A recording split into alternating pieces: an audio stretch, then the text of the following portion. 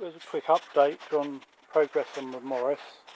I've welded in these, there was a hole there, I've welded that in, little patch in there, and on this side it was rotted all around here. I made up a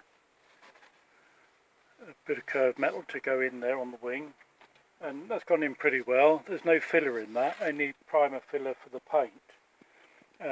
It needs perhaps a little bit in here, but quite pleased with that. Might do it, might not, depends, because I've got the rest of the wing to do, so I might do it when I do the rest of the wing.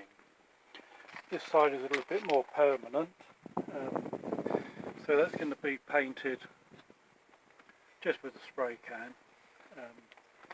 And as you can see on this wing here, we've got the old cellulose paint, and then on top of that is the twin pack. I prefer the cellulose, but there we are. This wing's okay, condition's okay, so won't need any work doing on that. The electrics, of course, started doing a few jobs on that and found that it's a little bit more involved than expected, because I've had dry joints and some broken wires. You can see on here that's actually been cleaned off a little bit, but underneath you can see where it's all gone green and rotted.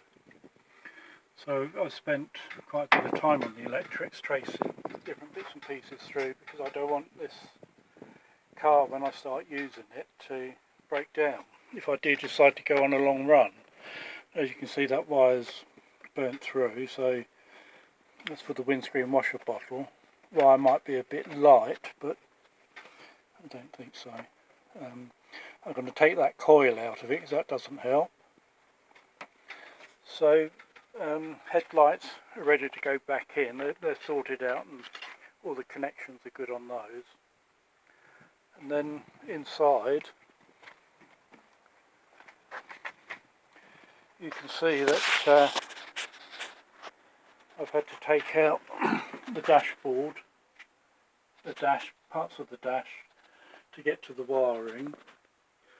Most of it's checked out now, and I think I know what's going to go where. This semaphore switch wasn't working, and that's the reason why. Bad connection in the back, so that seems okay, and I hope to use this original switch with the telltale there for both the old semaphore and the modern indicators.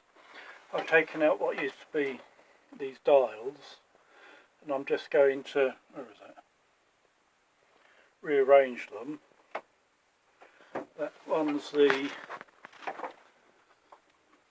temperature, water temperature. I've got the oil down there, and I've bought on eBay this rev counter, which is quite a nice little thing. So I'm rearranged these. I don't want two indicator switches as there was. I'm going to connect them all together to see if they work. Put that up here and put the other gauges along the bottom.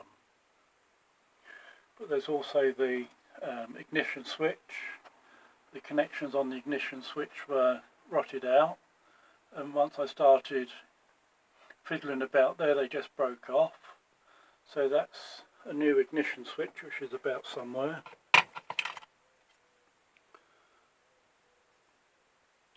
These little screws got corroded in. I could shift them both for the ignition switch and the light switch, and I've managed to replace this one and put the old key back in. And the light switch, I bought another broken light switch and made one good one out of the two. That's in there and functioning okay now. So progress has been made, but as with all of these things, the more you do, the more there is to do. But we'll carry on, and hopefully soon I'll be driving it down the road. It's actually booked into a car show in 10 days' time, so the pressure's on, and I'm going to try and keep it going. And of course there are other life things to do as well. So let's hope we can get it all done. Okay then, bye.